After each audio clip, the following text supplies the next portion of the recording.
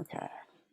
All right. So thanks for coming today. I'm excited to share with you Presenting with Confidence, how to run your first online workshop. And so this training, I think, is best for people that run a service-based business, who've been in business a year or more and have a sense of what people may want to learn from them. It's also good if you think about running a workshop and you haven't done one online before and you're wondering where to start. And it could be that I've talked to people too that might have had a bad experience in running one and want to hit the restart button and start over and see if there's a different way to do it. Um, but I just really want to help kind of walk you through the steps to make this a lot easier and less overwhelming. Because I think when you've even done something like this before, it can be pretty daunting.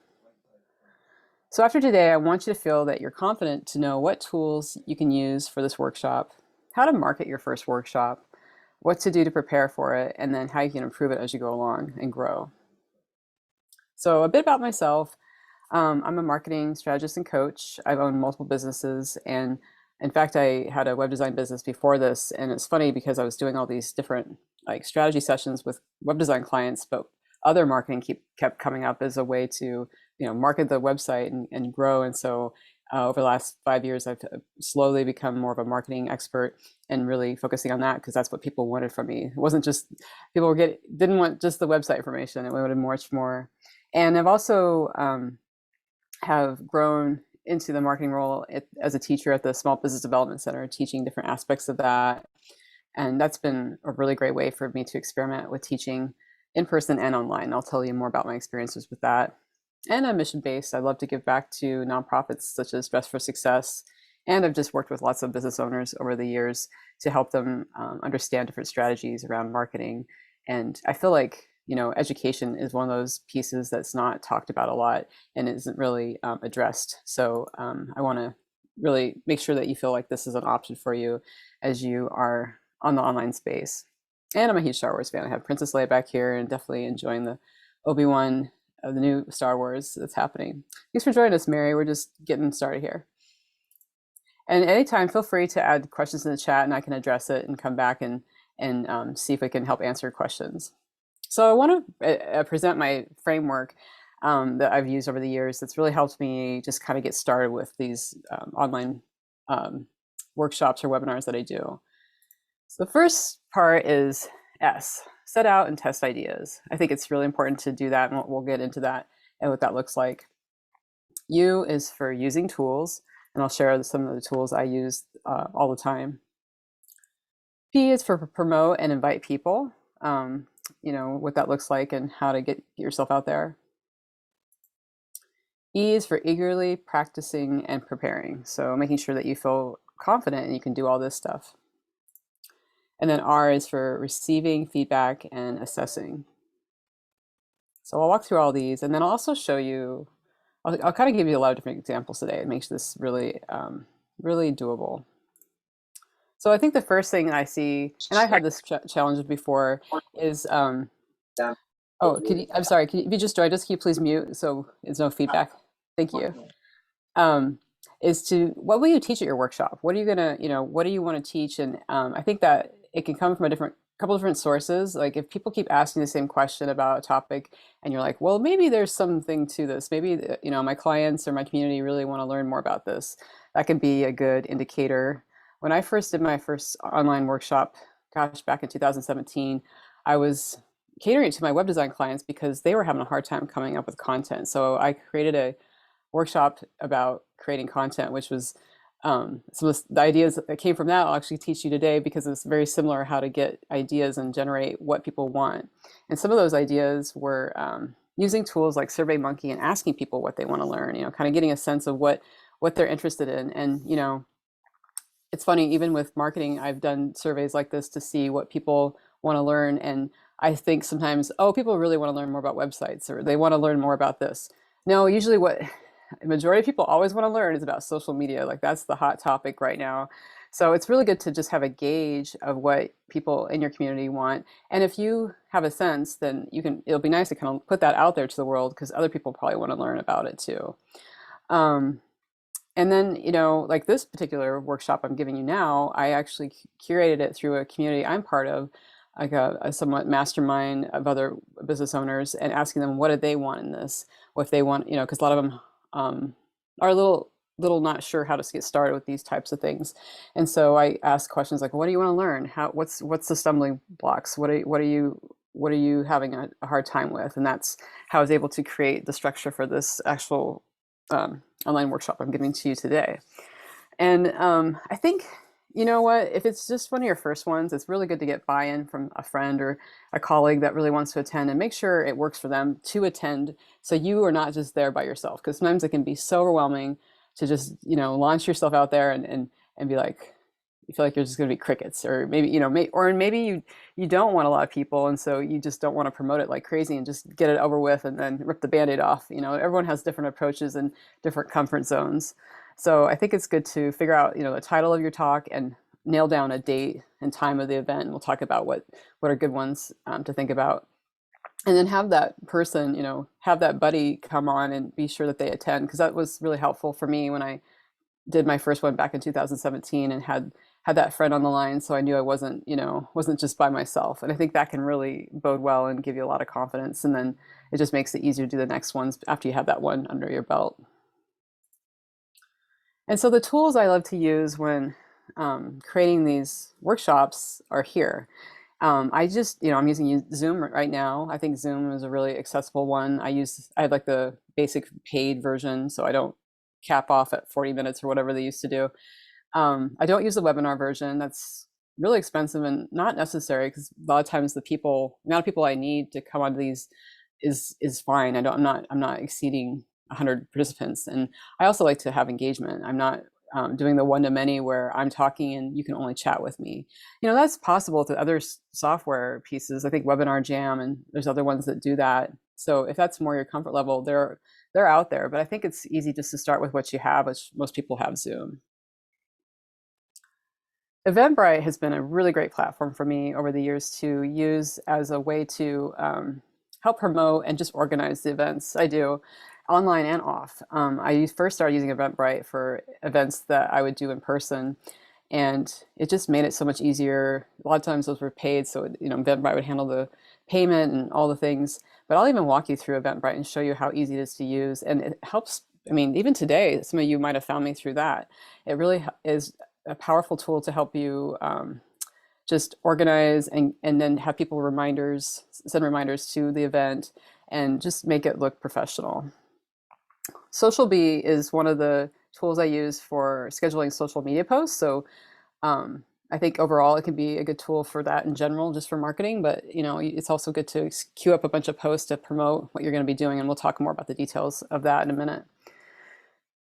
And I love using MailChimp. That's just my go-to for my email marketing platform. And so I'm always sending out newsletters to promote my workshops as well. And it's very effective because I target that. And I'll get into more details about that when we get to that section.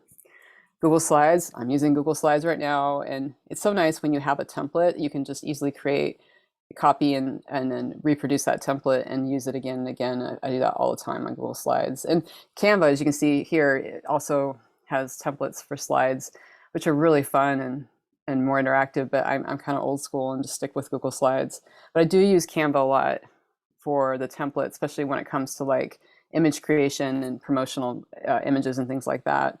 And I even upgraded to like the paid version, so I don't, because what happens is if you have the free Canva, you only can access the free stuff, and they're really cutting back on how much stuff is free. It's very frustrating if you see all these things in there and you're like, I want it. So I think the $12 a month is so worth it, because then you have it's faster because you can just pick things and do them instead of have to scan through all the free stuff.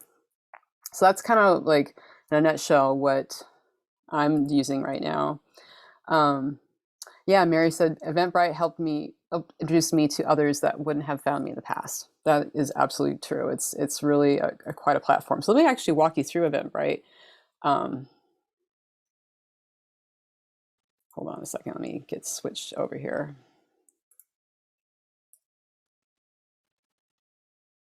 Okay, reshare my screen so you can see.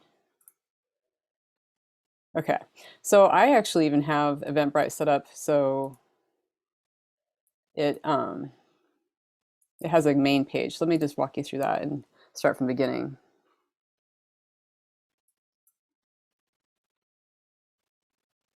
Let's see here. I think I have it. So it's manage my events. And so I have this ongoing workshop, online workshop that I do called the Reach Higher series, where I invite people to come and be part, have a speaker that come and share what they their specialty. Like last month, I had someone who does PR, and she came and spoke. And so I have this ongoing template I use. So once you get going, you can really have a lot of variety. So it's good to go back and look at the published ones. So let me show you what I do here, just kind of get a little bit in the weeds. But it's very helpful.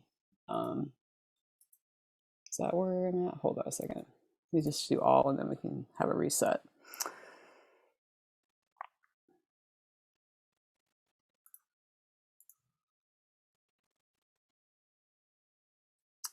I wonder why it's not. Okay. Anyway, you can go ahead and any of the ones you create, you can always copy an event. So once you create one, you can recopy it over and over and over. And that's a really fast way to get it going and not having to recreate the wheel and have it, be a lot of work for you. But I think it's just really important when you are setting up Eventbrite to have a good title. I usually try to copy. I look at other people's stuff and play with that, and then run it by someone else and say, hey, does this sound like a good way to go as far as like, does this title help evoke what I'm trying to teach to someone? And then having a good summary is helpful. And then the dates of the actual event. I think a good rule of thumb is having them usually on a Tuesday, a Wednesday, or a Thursday, usually between like middle of the day, especially if you're on Pacific time, which I'm on, because you'll find that this is what's really interesting about Eventbrite. I've had people attend my workshops from all over, from like the UK or South America, and it's more toward the evening there. But if you have it earlier in the day, like even like now, is people can attend from the UK at a decent time. So it's nice to kind of have that mid-range and make it practical. And you can experiment. Generally what I find is middle of the day on a Wednesday or a Thursday or a Tuesday are pretty good. But let me just show you some other features of Eventbrite I think that are really important to note. So you want to make sure you fill out the details here. And that includes having a good image, and that's where Canva comes in. You can definitely use something. I have like an image I use that's like a Instagram size, so I cut out a portion of it and then use that in here. And then the description is really, I think it's really important when you're creating an online workshop, is to have some really powerful takeaways. What are people going to learn, and why should they even come? This is something I learned from a mentor last year, and really have got kind of phoned in, or kind of created a process of like helping understand and break that down, and always have like about 3 takeaways when somebody is presenting something, or myself, and then also reiterating the time and date, and then really also addressing how long is it going to be. And I think for your first one, 30 minutes is plenty of time if you're doing an online workshop. And it's also nice to say if you're going to do a Q&A, and then if you're going to record it.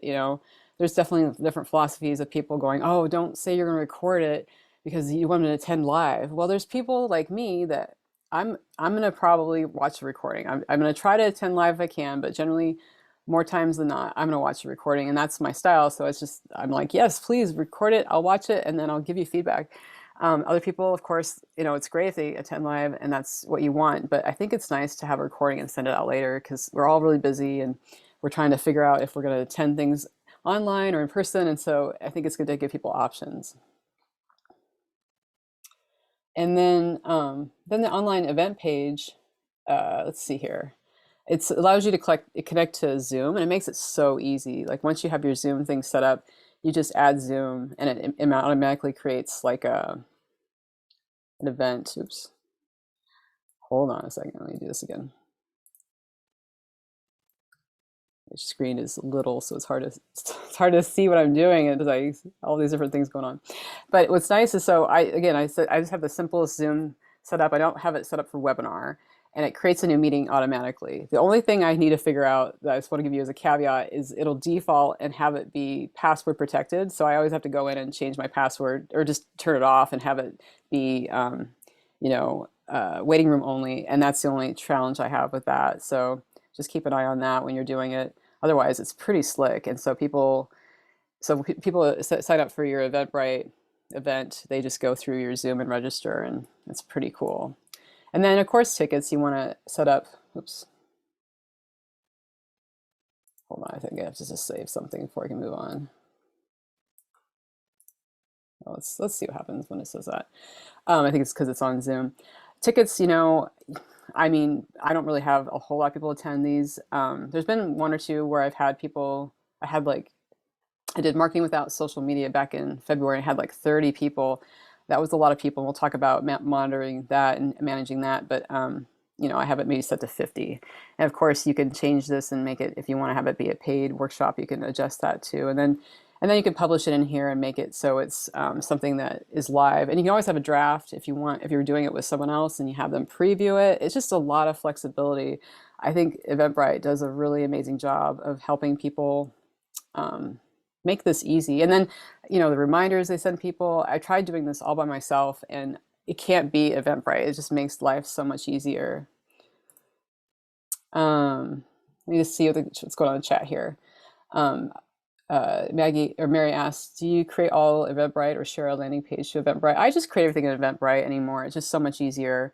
Especially since they're free, usually free workshops. And then she asked if I go live on Facebook. No, I don't use Facebook anymore.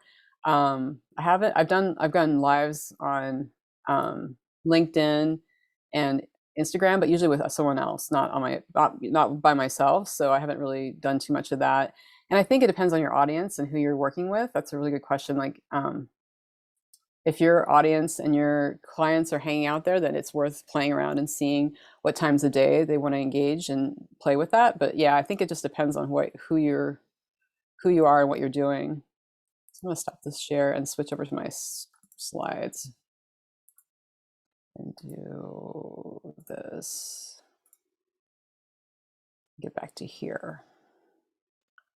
So yeah, Eventbrite is kind of like the focal point of how I put this all together. And then I want to talk about promoting and inviting people. What's really great here is just using your marketing channels and remembering what you already have that's existing that you can kind of broadcast this to. I tend to use my email list, and it's nice. I have a segmented piece of that where people have signed up for workshops in the past. It's basically their tagged workshop. So if I send out an email, let's say a few days before I did this workshop, letting people know, generally people will sign up because they tend to it's been proven that they like workshops, they attend them. So that could be a really good way to help target people and promote that further. And then I'll show you my checklist in a minute, but there's, I have a kind of at least a 3-week to 4-week lead time to promote a workshop on social media. Usually I kind of slowly promote it in the beginning, and then toward the end, right before the actual workshop, I'll really send out more announcements about it, because people tend to wait last minute to sign up. That's just how people are. And I'll tell you, even with this workshop, I think I saw more signups in the last 2 days than I did previously. So it's funny to see how people's habits, and just understand that, last minute is pretty common. But I think what's really vital, and this is something I've been playing with a lot more in the last couple of months, is inviting people personally to attend a workshop that you're doing. And you want to think through it in a way that's going to add value to them. So like, for example, I had Miriam, who did a segment on PR last month at my Reach Higher series, and I personally invited some of my clients and other people I know that really wanted to learn more about public relations and PR for their business. So it was relevant to them.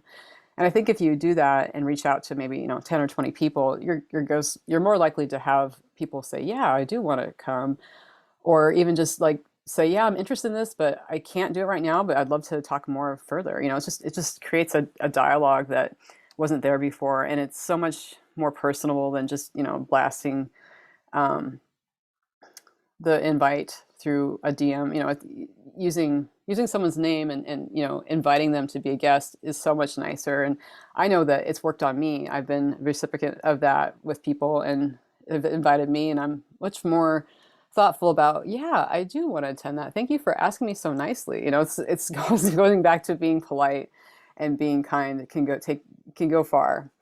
And then it's really good to have people cross promote it too, and have people share the workshop. That's how I actually got a lot of traction with this one. I had people share it in multiple newsletters, so that was a great thing. Mary asks, personal invites using email. Yeah, exactly. That's what I do. I usually I've had the most luck just asking people on email, just emailing them personally. Let me share with you. Oops, hold on. Let me share with you my checklist, and then we'll go back into the next phase of what I'm talking about. So this is really, I'll send this to you in the replay with the recording. This has been helpful for me over the years, and I've shared this with clients. Kind of like a little checklist on launching any kind of class or webinar. We've talked a lot about this already, but I wanted to share with you, of course, creating the graphics. Yeah, that's a big step too, is the social media part, and how, it's kind of like you phase it in and out. And, you can even create like a Facebook event or LinkedIn event if you want, like Mary was asking about, to really help hone in and get a different audience. Because, if your people are on Facebook or LinkedIn, then it's really good to make that relevant and share it with them. But, I kind of schedule out social media prompts, like I said, start by announcing the class one time a week, and then kind of ramp up toward the end of it here. And I think that's really effective. And then I also mentioned, adding it to your website. That's really up to you. I mean, websites are kind of, especially with social media and all these different things, they aren't as relevant anymore because people aren't going to websites as much because we have all these other things to go to. So I think if you were to create a blog post or maybe a video to help promote your class and add it to YouTube, or play around with that, that could be a great way to use it with your website. But you want to make sure you have enough time. Like, you really need some lead time on this. You're not going to have a successful workshop if you just promote it 2 weeks before it. You need to have a good chunk of time. And it has gotten I think with COVID and the pandemic is actually shortened the time. So it used to be even longer, but now that we're so much more reactive and willing to do online workshops, it's not as intense. So I think that's actually to our benefit. And then here I just mentioned, sending out the newsletter and the cadence with that, and then the importance of cross promoting it with other people. And then of course, if you're on like a Facebook group or a LinkedIn group and some kind of community where it's okay to share, that could be a great place to share. And I've gotten signups for workshops that way too, and that can be really good. All right, so let me get back to my slides here. So I think this has helped me when I feel a little nervous about giving a talk.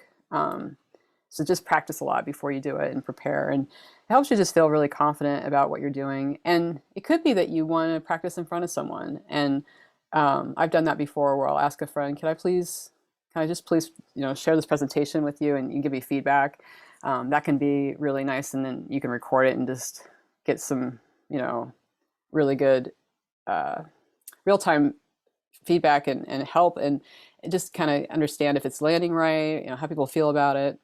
So back when I first started teaching at the Small Business Development Center, I was pretty nervous. I was going from 0 to 360. I was having to teach a 3-hour class in person, and I've never really done that before. And I was just like, how am I going to figure this out? And I was so nervous. But a friend of mine said, why don't you do a trial run?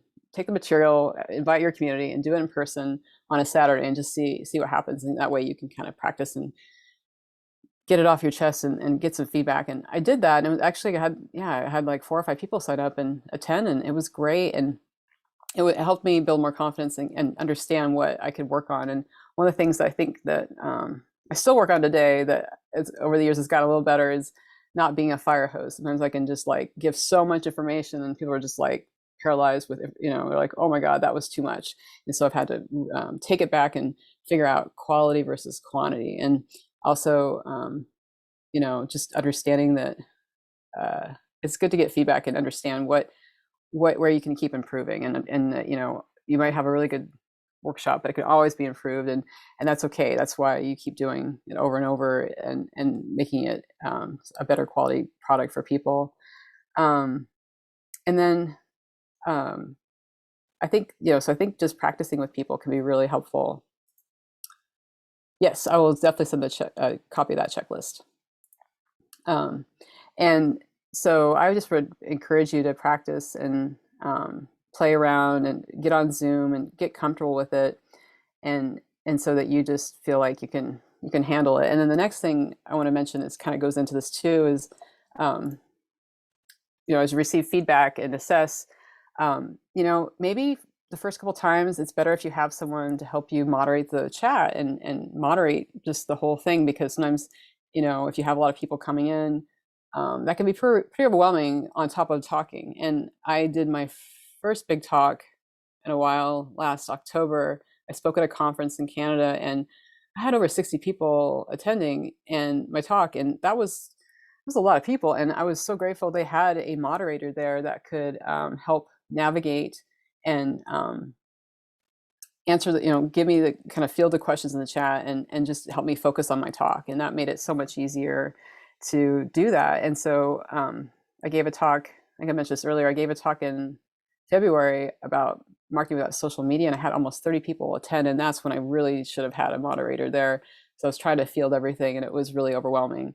So I think once you start having, you know, more 10 to 15 people on a call or on a workshop through a call through Zoom, I think it's really helpful to have someone there that can co-host and help you with all the little things, even like muting people if they're allowed. Because I swear every time I do these, it just happens. People are trying to, you know, they're busy and they don't understand they forgot to turn off the mute button, and that's something that a moderator can help with, is and help kind of maintain that, so it's so you can focus on what you're doing. I've known people that have been really good about asking for surveys after attending something, and you know, that can be a good way to get feedback. Um, and I think it's also helpful to just watch other workshops and get ideas from other people. I even just watched a workshop during this last weekend and got some ideas for this one and how I could prepare and share things. I think that was really helpful. And then, you know, once you have that one workshop under your belt, do another one right away. Just get it, you know, keep getting on a cadence. I think it helps to, you know, have workshops like these so people can see you in action. They can understand what it's like to work with you, how you teach, how you can work, you know, how you can possibly help them. I think that's really powerful. There's no better way to get to know someone than if you have them, you know, in real life. And you know, right now this is as close as it gets without being in the same room. So it's a really interesting way. And I think if you can develop some kind of online workshop where you can, you know, maybe teach the same thing over and over each month, or some version of it, or have a speaker, it can be really a great way to just promote yourself and get yourself exposed to new people and new communities.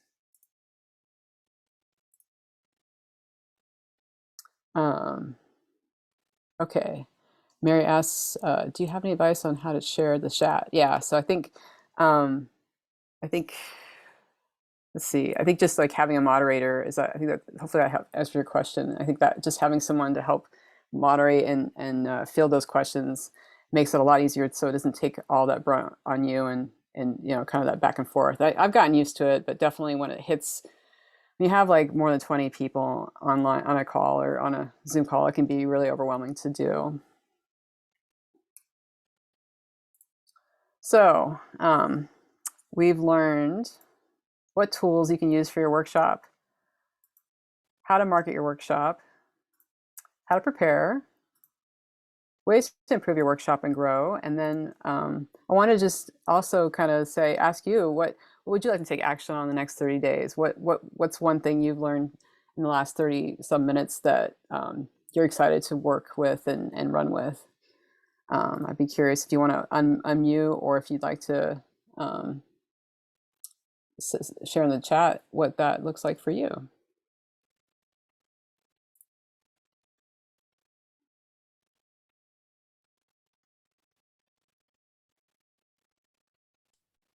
I can unmute. Yeah. I have a workshop coming up in a couple of weeks. So you're information is fabulous. Mhm. I love that you are saying just use Eventbrite because I have a business coach and they're guiding create a landing page. So you have this on Right. your, and that's expensive. It You're hiring is. someone to create that. Where my first workshop, I did do all of it on Eventbrite, and it did introduce me to people that I don't think would have found me if I would have only promoted.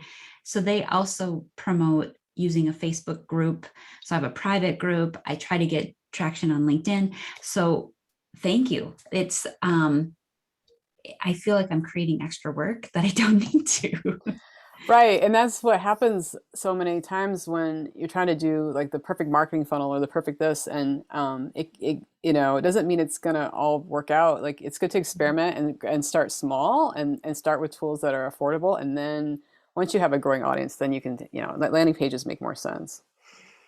So when you say do a workshop right after, I have a question, if I may. Yeah, of course. um, they recommend in my business coach, they recommend doing weekly trainings. Mhm. Is that similar?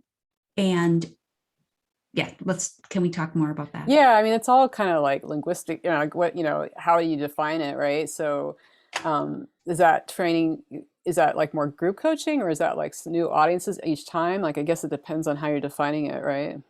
Yeah, so I'm a parent coach. So it would be Okay. what's the topic for today Hmm. and weekly going in. Now they recommend again, Facebook, doing these in Facebook Live. Hmm. I personally feel I get better traction in LinkedIn. Yeah. But I know you can go live in LinkedIn and I have Yeah. not even tried it. So maybe Right. that's what I explore next. My fine line between LinkedIn as a parent coach Hmm. seems more personal, not business. It Hmm. makes me a little nervous to do that in LinkedIn versus Facebook. Yeah.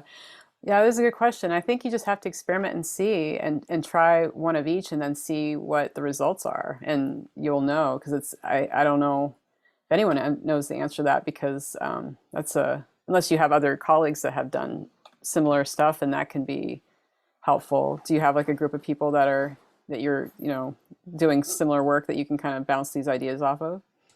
Well, I'm in a business coaching, but Yeah. they're not parent coaches, and Yeah. they are not as active on LinkedIn as I Right. hope to be. As I, Yeah. yeah, that makes sense. Yeah, yeah, and hopefully, it can maybe even through LinkedIn, you can start doing searches to find some more of these parent coaches and see, and just to ask them, or even you can, luckily with detective work, you can kind of figure out that, LinkedIn shows you all this stuff about if they're doing any kind of lives or anything that's related, so you could easily see if they've done past events or if they're doing something now and how's it going. And most times people will be pretty open and want to help support each other. And that could save you a lot of time and agony of like trying things out too. Those are really good questions. Yeah, I haven't really explored doing too many lives.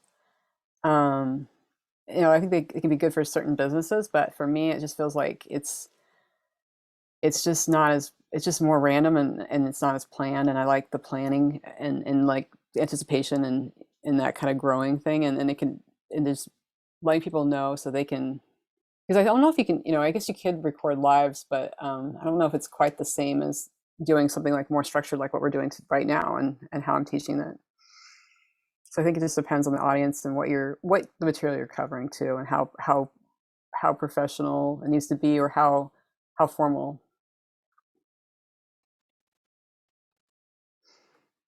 Does anyone else have any questions or anything they want to kind of talk through? This is a good time to get some free coaching. Oh, I don't have any question, but just in Yeah. response to what we learned. So we are doing more live presentations. We haven't done any online presentations yet. And part of that is because we're new, and part of it is because of the content that we are sharing is a little bit dark and dreary, if you will. So for those that are on the line, my wife and I recently started a business trying to help people get their end of life affairs in order. And everybody we talk to knows that it's an important thing to do, but it's a very hard step sometimes to take, a scary step to take. And so we're still kind of trying to understand what kind of language to use that will resonate with people and move them to action. And so I think for us, having that in-person connection and seeing the emotions and the expressions on the faces, and having opportunities maybe to chat one-on-one off the side is very helpful for us. And but back to what I was going to say, the thing that I think we will incorporate in our next one is making a lot of personal invitations. We have done that already with the workshops that we've done. We have one that we're going to do with, it's an informal free workshop. It's just kind of a fun kind of introduction that a wine bar in Sherwood is going to host for us.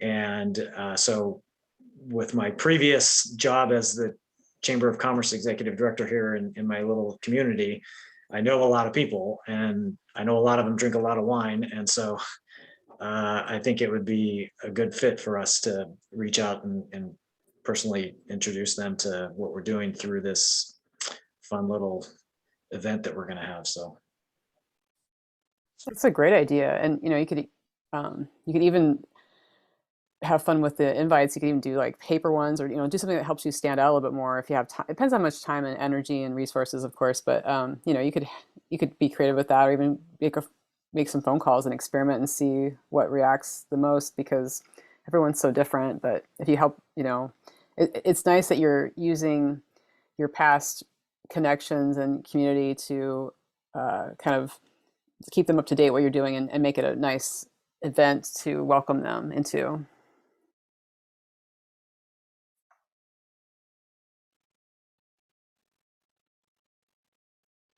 All right, well, I'm just going to share a few more slides here, and I just want to say that I do have this really great offer. If you do want more help with online workshops or other marketing aspects, I have like a power hour that you can sign up and work with me at. And it's pretty powerful, just in 60 minutes, what we can accomplish and get and figure out, and then have some takeaways and action items you can do. And a lot of times people take these hours and really help focus on one thing in their marketing, whether it be like email marketing or social media, or even, doing these online workshops. So I just wanted to share that and have that offer for you if this is something that would work for your business, or something that could be of help. Well, I guess we could leave early. It's kind of nice when you finish something on time, so, or even earlier. So yeah, what's up? Yeah, Mary. So you talked about getting feedback after. Do you Yeah. have a survey that you recommend, like using a Survey Monkey to get when you drop the recording? I have not done that, so I'm curious if you have a recommendation. Yeah, just thinking, I've mostly been the recipient of that. I haven't necessarily done that, but I think something like Google Forms would be an easy one to use, because it's so easy, and it doesn't require like opening a Word document. It's just right there, and it would take people like less than a minute to fill out. So if you have like 5 main questions, maybe a few that are multiple choice, and then a few that are open-ended, I think you could get some good results that way. Yeah, just make it easy for people. I think that's the key. Yeah. Oh, Do I you think ever see where they like incentivize to have someone do the eval or the feedback, or even Oh yeah, incentivize to attend? of Like, oh, course. join and you'll be in a drawing for. Yeah. Yeah, actually, I've done this with my own surveys with my community, and what I'll do is I will give a kind of a timeline on, please fill out the survey by this date, and then there'll be a drawing. And it's good to know the people who you're asking, what motivates them. And I've made some mistakes. I one time gave out an Amazon gift card, and that did not land well. I got ridiculed, and people were like, no, don't do that. That's bad. So I've learned my lesson. So in the past, what I've had more success with is these cards called Tis Best. Here, I'll put it in the chat.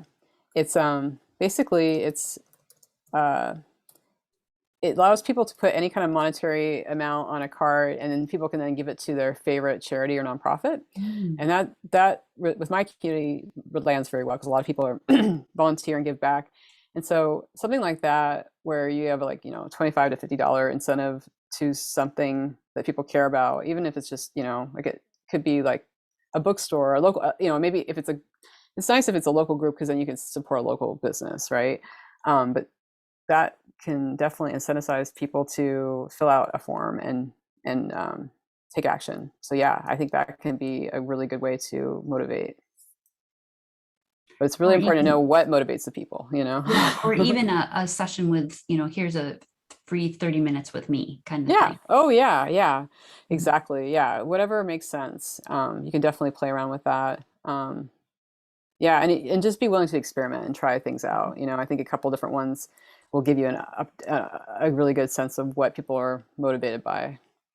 Um, that's so important to know. Otherwise, things fall funny, and you're like, why did that not work out? And then later you're like, oh, that's because they didn't care about it. You know, you have to make sure it's something people care about. Those are really good questions. Yeah, and in Well, fact, it's funny. Like, what's that? I was going to ask another Yeah, question. yeah, go for it. Yeah. Uh-huh. So I caught that you said you don't do Facebook. Mhm. How about, would you recommend LinkedIn groups? Do you ever do LinkedIn groups?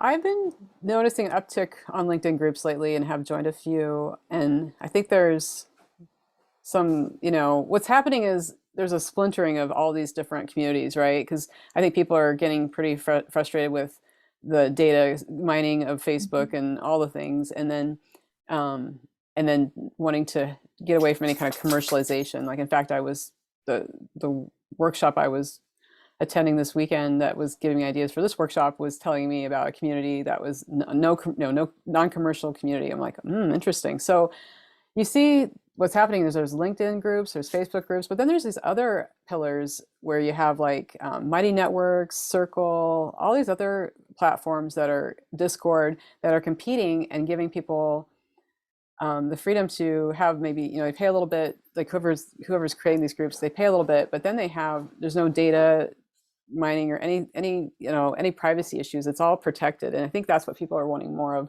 And I'm seeing a huge movement of that in this last year after all this stuff is I feel like I think the Facebook groups are kind of falling to the it's like we have these waves of how things are, and I think that's what's happening, and there's always alternatives are popping up, and it's nice to see that. So I think we're in a transition right now, so I can't put my finger on any particular one, but I don't think Facebook groups are going to be doing so well in the next 5 to 10 years. It's going to be some other platforms that are much more private.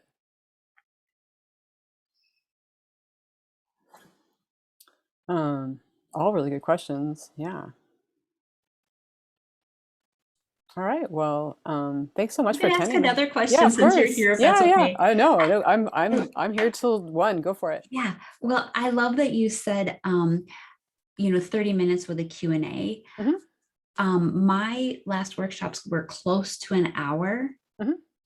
I feel that it's more challenging for someone to stop there, because I do mine over the lunch hour. Oh, yeah. I'm in Central Time Zone. Hmm. And if there's a way to, I love where you said you don't want to give them everything. So Right. a fire hose mentality. Yep. So how I can hone, still give them nuggets that Hmm. are powerful, because I ultimately, right, we want them to buy a package. We want them to buy Hmm. our program. Yeah. Do you have like a guide for helping hone that message? It sounds really like heady, kind of weird Yeah. question.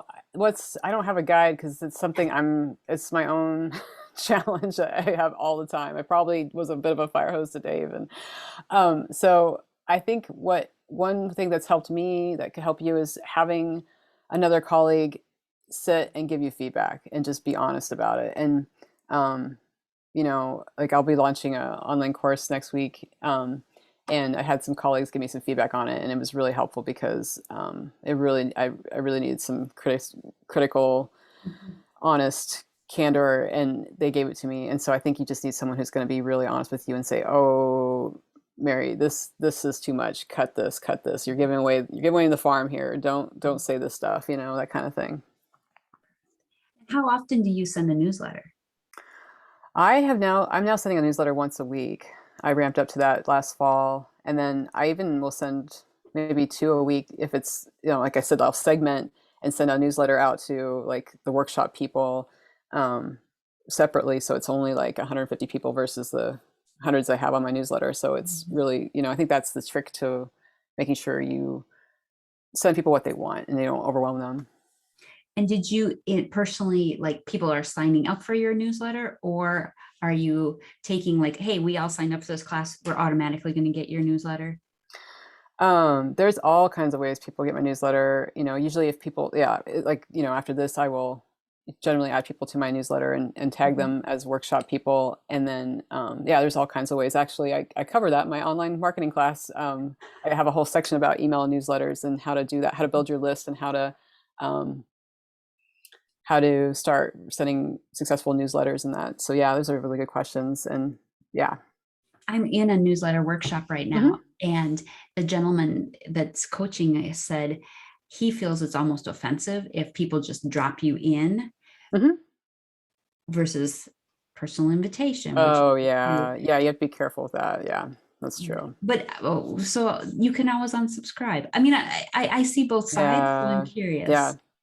Yeah, I think generally you want to make sure people have permission. I think, anytime you sign up for some a workshop with someone, you can assume you're going to be on a newsletter list. Like that happens to me all the time. So I just assume that's going to happen, and I'm okay with that. But generally I usually ask people if they want to sign up with my newsletter, if, they do my opt-in, which is like a free class, or if they may have a meeting with me on Calendly. I ask people if they want to sign up for my newsletter, and you'd be surprised when people say yeah, because they want to, that's a good way for them to keep in touch with me. They're not maybe on social media as much, and that's their way. So it's good to be open, and just anytime there's any kind of form or interaction with someone, ask them. And it's a great way to list build.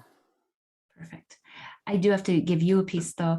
A good friend of mine said she lost all her MailChimp contacts. So just if you can save yours every so often, that would be my advice. Yeah, of course. I mean, that's yeah, a website could crash. It's always good to have backups. You're absolutely right. And it's really easy to export that stuff. Yeah,